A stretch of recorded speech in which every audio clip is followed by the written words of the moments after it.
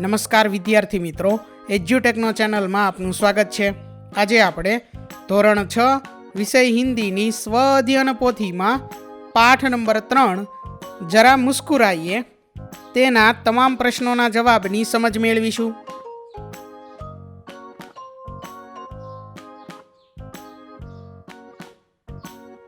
તો પાઠ 3માં સૌથી પહેલા છે પ્રશ્ન નંબર 1, જેની સૂચના છે सही विकल्प चुनकर बॉक्स में सही का निशान कीजिए। पहलो प्रश्न है कौन किराया मांगने आया? तो अहीं 4 विकल्प है, नौकर, मालिक, किराएदार, लड़का। तो जे साचो जवाब है तेनी बाजुमां जे बॉक्स आपेलुं छे तेमां आपणे खरानी निशानी करवानी छे। एटले पहेलानी अंदर जवाब है मालिक। त्यार पछी बीजू, सोनू को कहाँ चोट लगी? तो एनो साचो जवाब है सिर पे। त्यार पछी आगळ त्रीजो प्रश्न है सोनू को चोट कैसे लगी? तो जवाब है सिर को कील पर मारने से। त्यार पछी आगळ चौथो प्रश्न है गलत जोड़ पहचानिए, मालिक, नौकर, चोर, पुलिस, स्वामी, शाहूकर, गुरु, शिष्य। तो आमांथी गलत जोड़ एटले के खोटी जोड़ है स्वामी, शाहूकर। त्यार पछी आगळ पांचमो प्रश्न है फोन कॉल करने के लिए किसकी आवश्यकता नहीं रहती? तो जवाब है पावर की। त्यार पछी आगळ छठो प्रश्न है इनमें से रात का पर्यायवाची शब्द नहीं है? तो जवाब है दिशा। त्यार पछी आगळ सातमो प्रश्न है डब्बू किस विषय में फेल हुआ था? तो जवाब है इतिहास। त्यार पछी हवे आगळ आठमो प्रश्न है रात के 1:30 बजे तक मुन्ना क्या करता था? तो जवाब है पढ़ता था। आगळ जोईए त्यार पछी नवमो प्रश्न है कितने बजे मोहल्ले की लाइट चली गई थी? जवाब है 11 बजे। 10मो प्रश्न है माता शब्द का लिंग परिवर्तन वाला शब्द कौन सा है? जवाब है पिता। आगळ जोईए त्यार पछी प्रश्न नंबर 2 प्रश्नों के उत्तर लिखिए। पहलो प्रश्न है जीवन में किसका अधिक महत्व है, क्यों? तो जवाब में आपणे लखी शकीए जीवन में स्वास्थ्य का अधिक महत्व है क्योंकि स्वस्थ शरीर में ही स्वस्थ मन रहता है। अच्छा स्वास्थ्य होने से हम मन लगाकर पढ़ाई कर सकते हैं और जीवन में आगे बढ़ सकते हैं। त्यार पछी आगळ बीजो प्रश्न है हमें अपना स्वास्थ्य अच्छा रखने के लिए क्या क्या करना चाहिए? तो हमें समय पर भोजन करना चाहिए, पौष्टिक आहार लेना चाहिए, रोज व्यायाम करना चाहिए, स्वच्छता रखनी चाहिए और समय पर सोना चाहिए। आगळ छे त्यार पछी त्रीजो प्रश्न खोपड़ी का उपयोग करना यानी क्या? तो खोपड़ी का उपयोग करना यानी अपनी बुद्धि से सोच समझकर काम करना। चौथो प्रश्न है आपको किन किन स्थानों पर चुटकुले मिल जाते हैं? तो जवाब में आपणे लखी शकीए कि हमें चुटकुले पुस्तकों, समाचार पत्रों, मोबाइल, टीवी और इंटरनेट पर मिल जाते हैं। त्यार पछी आगळ पांचमो प्रश्न है आपके घर में कील ठोकने के लिए, नल खोलने के लिए कौन कौन सी साधन सामग्री है, उनकी यादी बनाइए। तो कील ठोकने के लिए हथौड़ा, कील, नल खोलने के लिए प्लास, पाइपनीच, पाना। त्यार पछी आगळ छठो प्रश्न है किराया कहाँ कहाँ पर वसूला जाता है? तो किराया मकान, दुकान, बस, ट्रेन, टैक्सी, ऑटो और होटल में वसूला जाता है। आगळ छे त्यार पछी प्रश्न नंबर 3 जेनी सूचना है उदाहरण के अनुसार शब्दों का 4-4 वाक्यों में प्रयोग कीजिए। जैसे मोबाइल, तो पहलू वाक्य है मेरे पास एक मोबाइल है। बीजू वाक्य है मोबाइल हमें बातें करने में काम आता है। तीजू है मेरे दोस्त का मोबाइल बहुत महंगा है। चौथू ज़्यादा वक्त मोबाइल में नहीं बिताना चाहिए। मतलब के अहीं उदाहरण मुजब जे शब्द आपेलो छे मोबाइल शब्द, ई मोबाइल शब्दना आपणे 4 वाक्य बनाववाना छे। एटले के मोबाइल शब्दनो उपयोग थाय एवा 4 वाक्य आपणे बनावीने लखवाना छे, बरोबर। જોઈએ તેમાં પહેલું વાક્ય આપેલું છે કિસાન, તો એના ઉપરથી આપણે કંઈક 4 વાક્ય આ મુજબ લખી શકીએ કે કિસાન ખેત મેં મહેનત કરતા હૈ. ત્યાર પછી બીજું, किसान हमें अन्न देता है. ત્રીજું, हमारे गांव में एक मेहनती किसान रहता है. ચોથું, हमें किसानों का सम्मान करना चाहिए. તો આ મુજબ અહીં કિસાન શબ્દ આપેલો છે, તો કિસાન શબ્દનો ઉપયોગ કરી અને આપણે અહીં 4 વિધાન લખેલા છે. વિદ્યાર્થી મિત્રો, આ મુજબના વિધાન તમે તમારી જાતે પણ લખી શકો છો. આગળ જોઈએ ત્યાર પછી બીજો શબ્દ આપેલો છે માલિક. તો વાક્ય જોઈએ. પહેલું, इस घर का मालिक बहुत दयालु है. બીજું, दुकान का मालिक समय पर दुकान खोलता है. ત્રીજું, मालिक ने नौकर की मदद की. चौथुं, अच्छे मालिक सबका ध्यान रखते हैं. આગળ જોઈએ ત્યાર પછી ત્રીજો શબ્દ આપેલો છે પઢાઈ. પહેલું વિધાન, हमें रोज मन लगाकर पढ़ाई करनी चाहिए. बीजू विधान, पढ़ाई से ज्ञान बढ़ता है. त्रीजू विधान, परीक्षा के समय पढ़ाई बहुत जरूरी होती है. चौथुं विधान, माता पिता हमें पढ़ाई के लिए प्रेरित करते हैं. ત્યાર પછી આગળ ચોથો શબ્દ છે કક્ષા. તો કક્ષા શબ્દનો ઉપયોગ કરી અને 4 વિધાનોમાંથી પહેલું વિધાન આપણે કંઈક આ મુજબ લખી શકીએ કે हमारी कक्षा बहुत साफ सुथरी है. बीजू विधान, कक्षा में सभी विद्यार्थी ध्यान से पढ़ते हैं. त्रीजू विधान, शिक्षक कक्षा में हमें पढ़ाते हैं. चौथुं विधान, हमारी कक्षा में पंखे और लाइट लगे हैं. આગળ જોઈએ ત્યાર પછી પાંચમો શબ્દ છે મિત્ર. તો પહેલું વિધાન છે मेरा एक प्यारा मित्र है. બીજું વિધાન, सच्चा मित्र हमेशा मदद करता है. ત્રીજું વિધાન, मैं अपने मित्र के साथ खेलता हूँ. અને ચોથું વિધાન છે हमें अच्छे मित्र बनाने चाहिए.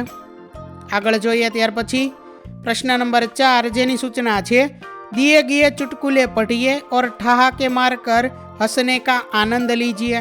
એટલે આપણને અહીં જે ચુટકુલે એટલે કે જોક્સ આપેલા છે તે આપણે વાંચવાના છે અને ત્યાર પછી આગળ સૂચના છે કે ઠહાકે મારકર હસને કા આનંદ લીજીએ, એટલે કે આપણે આ જે જોક્સ છે તેનો આનંદ લેવાનો છે. चिंटू, मम्मी मैं टीवी देखते देखते होमवर्क कर लूँ. माँ, हाँ बेटा देख ले, बस टीवी चालू मत करना. ત્યાર પછી આગળ બીજું છે टीचर, बिजली कहाँ से आती है. बिट्टू, सर मामा जी के यहाँ से. टीचर, वो कैसे. बिट्टू, जब भी बिजली जाती है पापा कहते हैं सालों ने फिर बिजली काट दी. ત્યાર પછી આગળ છે पापा, आज के टेस्ट में तुम्हारे कितने नंबर आए. छोटू ने कहा मोटू से 20 नंबर कम. पापा ने कहा अच्छा मोटू के कितने नंबर आए. छोटू ने कहा 20 नंबर. ત્યાર પછી હવે આગળ છે પ્રશ્ન નંબર 5 જેની સૂચના છે खाली जगह में उचित शब्द रखकर उदाहरण अनुसार शब्दों के लिंग परिवर्तन करके वाक्य बनाइए. शेर तो शेरनी, पंडित तो पंडिताइन, लड़का लड़की, दादी दादा, सेठ सेठानी, अध्यापक अध्यापिका. અહીં ઉદાહરણ છે जंगल का राजा शेर है तो शेरनी अपने शावकों का ख्याल रखती है. પહેલું વિધાન આ મુજબ આપણે વિધાનો લખવાના છે, બરોબર. પહેલું વિધાન છે मंदिर में पंडित पूजा करते हैं तो पंडिताइन भजन गा रही है. ત્યાર પછી આગળ બીજું વિધાન છે वह लड़का रोज स्कूल जाता है तो वह लड़की मन लगाकर पढ़ती है. ત્રીજું, मेरे दादा मुझे कहानी सुनाते हैं तो मेरी दादी मुझे प्यार करती है. ત્યાર પછી ચોથું, सेठ की दुकान बहुत बड़ी है तो सेठानी ग्राहकों से अच्छे से बात करती है. ત્યાર પછી આગળ પાંચમું, हमारे अध्यापक हमें गणित पढ़ाते हैं तो हमारी अध्यापिका हमें हिंदी पढ़ाती है. આગળ જોઈએ ત્યાર પછી પ્રશ્ન નંબર 6 જેની સૂચના છે निम्नलिखित कहावतों के अर्थ ढूंढ कर लिखिए. પહેલું, आसमान से गिरा खजूर में अटका. તો અહીં જે આપણને મુહાવરો કહાવત આપેલી છે તેનો આપણે અર્થ ગોતીને લખવાનો છે. તો અર્થ આપણે કંઈક આ રીતે લખી શકીએ કે એક કે બાદ એક વિપત્તિ મેં ફસના. ત્યાર પછી બીજું, અક્કલ બડી યા ભેંસ. तो एनो अर्थ आपणे कंईक आ रीते लखी शकीए, शरीर बड़ा होने की अपेक्षा अक्ल बड़ी होती है।